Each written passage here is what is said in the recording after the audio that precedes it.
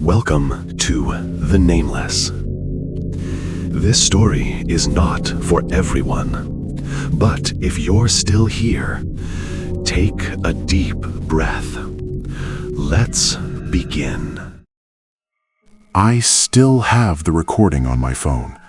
I haven't listened to it in 3 years, not since the night I drove out of Blackwood County doing 90 miles an hour with my headlights off, terrified that something might see where I was going. People ask me why I quit my job as a structural surveyor.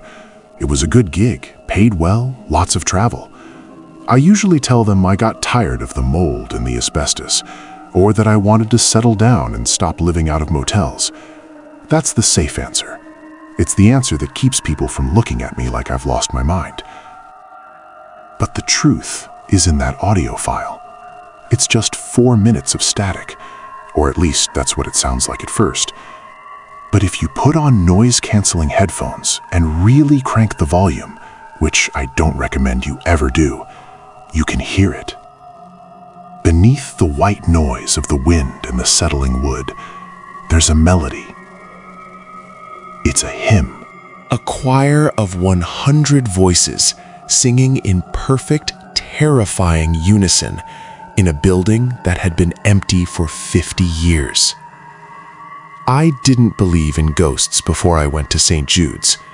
I didn't believe in residual energy or haunted ground.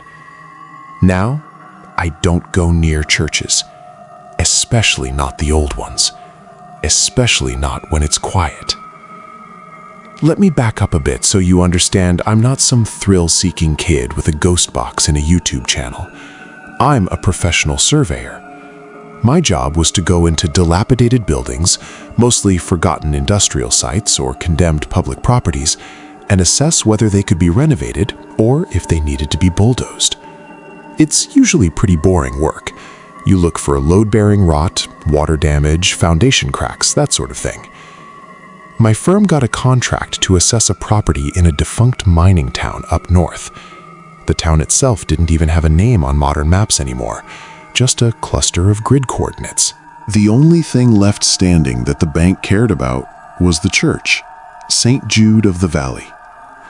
The developers wanted to know if the shell of the church could be preserved as a sort of historical centerpiece for a new luxury cabin resort they were planning. It sounded cynical to me, turning a holy place into a clubhouse for rich tourists. But I didn't get paid to have opinions. I got paid to check the trusses. I arrived around 2 in the afternoon on a Tuesday in late October. The drive up was brutal, miles of unpaved logging roads that wreaked havoc on my suspension. By the time the trees cleared and I saw the steeple poking up above the canopy, I was already annoyed and ready to get this over with. The place was impressive, I'll give it that. It was a massive Gothic revival structure made of dark, heavy stone that looked like it had been pulled straight out of the earth. The windows were boarded up with plywood that had grayed with age, and the heavy oak doors were chained shut. According to the file, the last service held at St. Jude's was in 1974.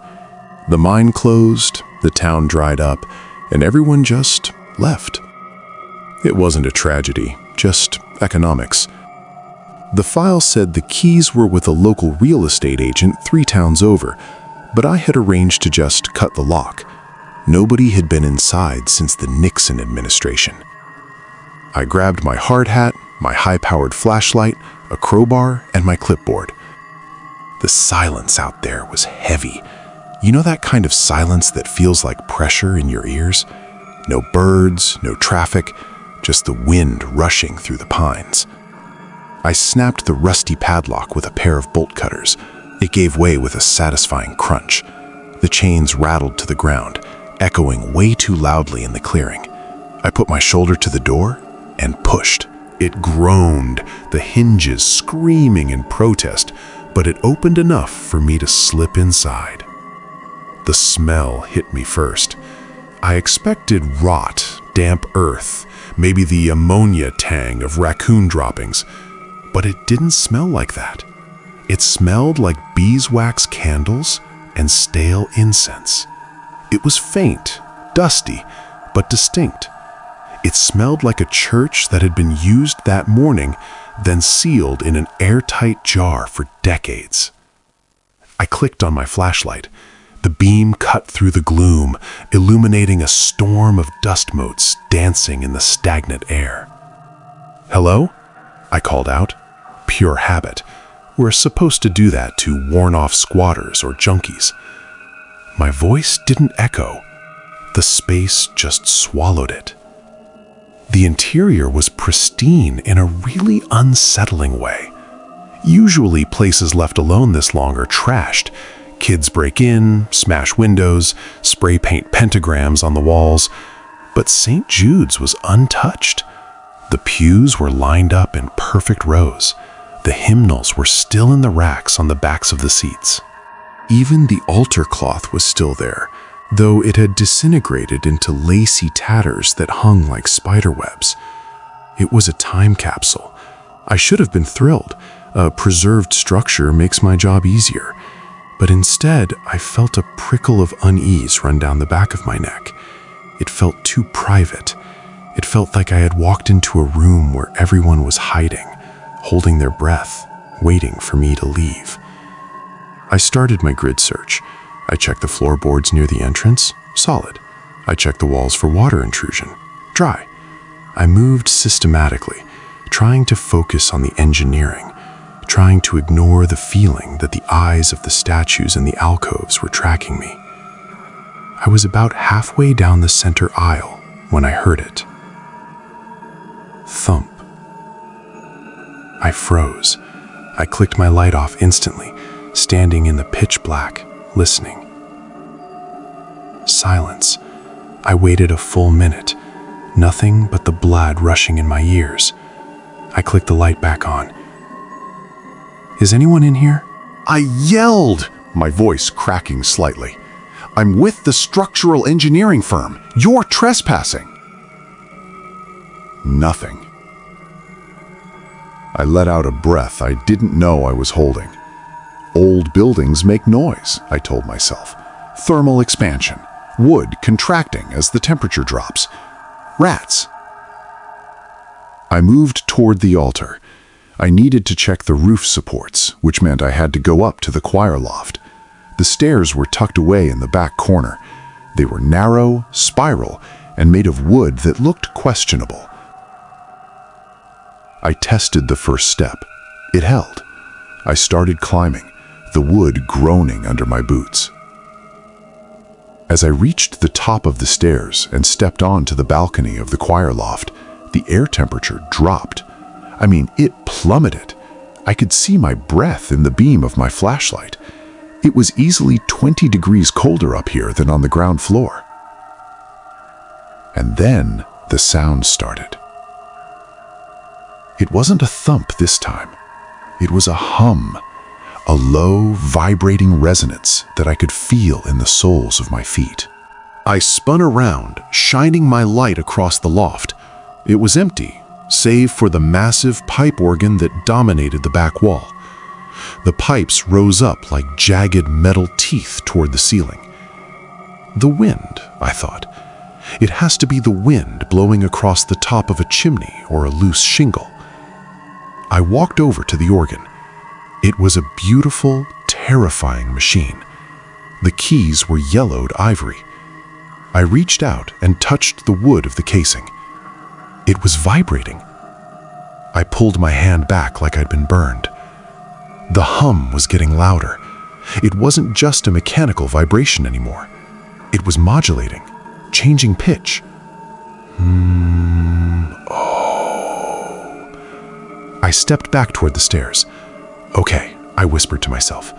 Okay, that's just a draft. That's just acoustics. But then the chord struck. It didn't come from the organ.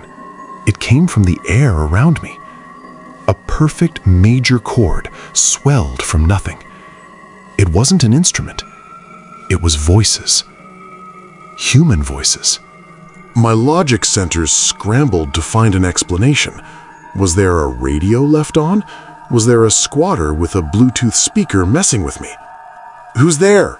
I shouted, shining my light frantically around the loft. "Come out, this isn't funny." The singing didn't stop. It got louder. It was a hymn. I recognized the cadence of it, even if I didn't know the words. It was Holy, Holy, Holy. I remembered it from when I was a kid, but the tempo was wrong. It was too slow, sluggish, like a record being played at half speed, but the pitch remained perfect. I backed up until my back hit the railing of the balcony. I looked down into the sanctuary below. The pews were empty. The altar was empty. But the sound was filling the room, bouncing off the stone walls, deafening in its intensity. It sounded like a full choir, at least 50 people, singing at the top of their lungs. Lord God Almighty.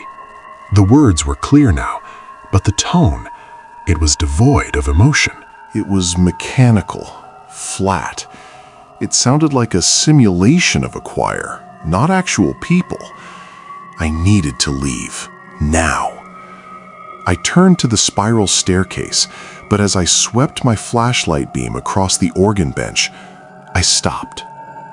Something was sitting there. It hadn't been there 10 seconds ago. It was a figure, a man, wearing a black robe. He was slumped over the keys, his back to me. "Hey!" I yelled, the adrenaline dumping into my system so hard my hands shook. The figure didn't move. The music swelled, louder and louder, vibrating my ribcage. Then, the figure slowly sat up straight. He turned his head. My flashlight beam caught his face, and I felt my stomach drop into my shoes. It wasn't a mask.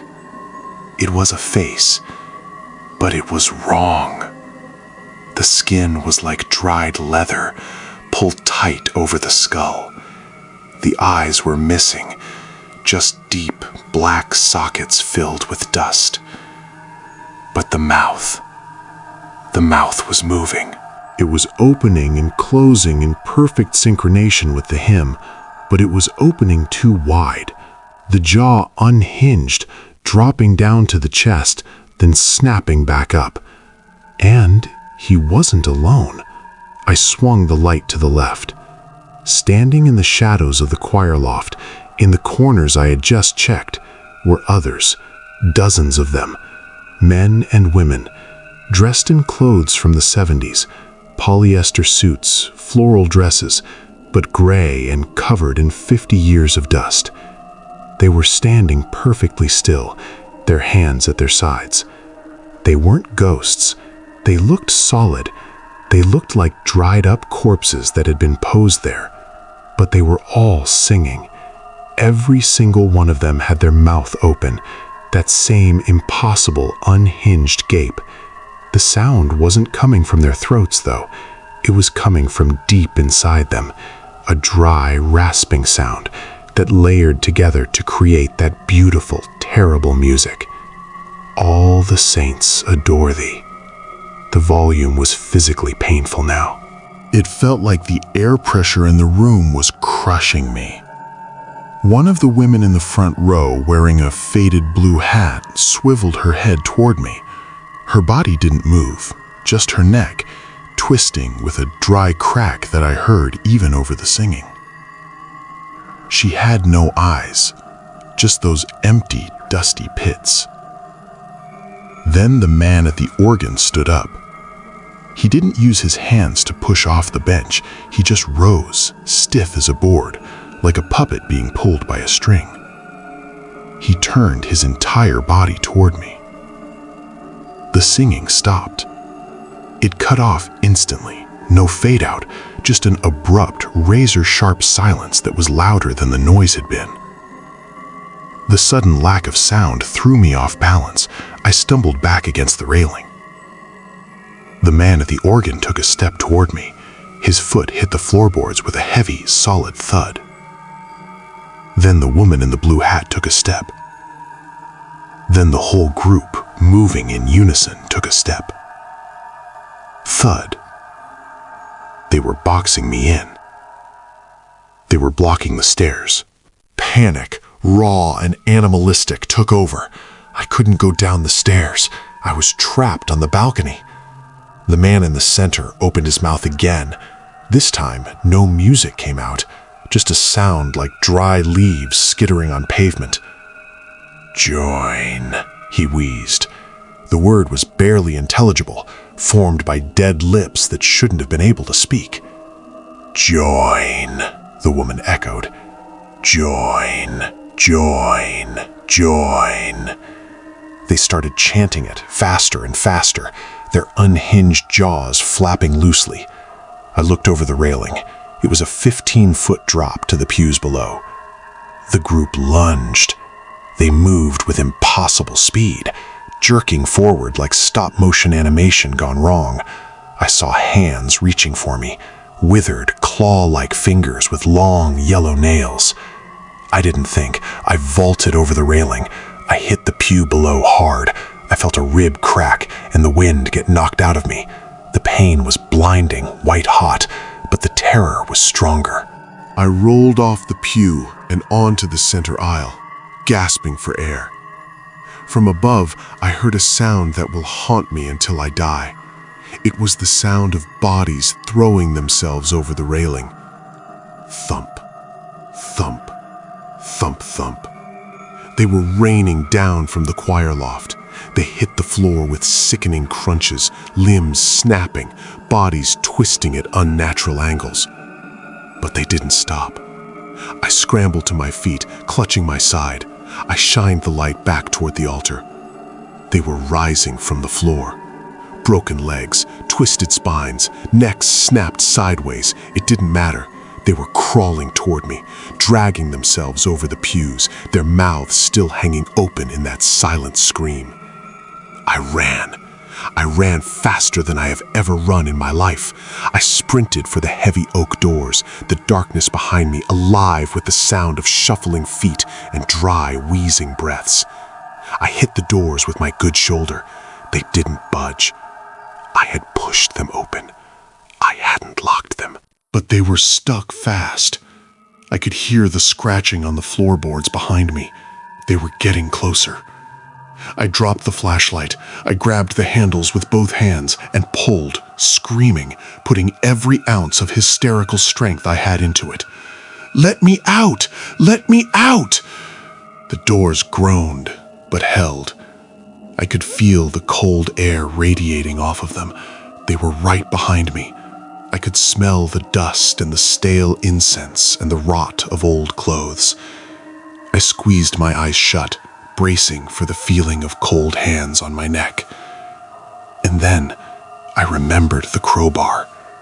I had dropped it when I vaulted the rail. No, it was looped on my belt. I ripped it loose and jammed the flat end between the doors, wrenching it with everything I had. Wood splintered, the metal groaned. With a loud bang, the door popped open. I fell out onto the concrete steps, the cool night air hitting my face. I didn't look back. I scrambled to my car, fumbling with my keys, dropping them in the dirt, snatching them up again. My hands were shaking so bad I could barely find the ignition. As the engine roared to life, I risked one glance in the rearview mirror. The church doors were wide open. Standing in the doorway, bathed in the red glow of my taillights, was the entire choir. They were just standing there, watching. Their mouths were closed now. They looked almost peaceful. But as I peeled out of the lot, kicking up gravel, I saw the man in the center raise a hand. He waved. A slow, stiff, mechanical wave. I drove for 3 hours straight. I didn't stop until I hit a gas station 2 counties over. I sat in the fluorescent light of the parking lot, shaking uncontrollably, listening to the silence, terrified that if I listened closely enough, I'd hear that hymn again. I quit the next day. I mailed the keys back to the firm with a note that said the structure was compromised and unsafe for entry. I didn't tell them about the choir. I didn't tell them about the voices. But I did check the history of the town again, deeper this time. I found an old microfilm reel in the state library. It turns out the town didn't just dry up because the mine closed. In 1974, on a Sunday morning, There was a gas leak in the mine shafts that ran beneath the church. Carbon monoxide. It's odorless, tasteless, and silent. The article said the entire congregation fell asleep during the service. They just drifted off. 53 people. They were found sitting in their pews, looking like they were praying. The town was abandoned because no one wanted to live in a graveyard. But the part that keeps me up at night, the part that makes me stare at that audio file on my phone, is the coroner's report I managed to dig up. It noted that while the cause of death was asphyxiation, every single victim was found with their jaw dislocated. The medical examiner couldn't explain it. He said it looked like they had all screamed or opened their mouths to sing and pushed past the limits of human anatomy right at the moment of death. I tried to delete the recording yesterday. I couldn't do it. I feel like if I delete it, if I stop acknowledging it, they might come looking for their new audience. So I keep it. And sometimes, when it's really late and the house is too quiet, I swear I can hear it coming from the phone, even when it's turned off. Holy, holy, holy. If you ever see an old church in the woods, boarded up and forgotten, just keep driving. Some choirs never stop singing.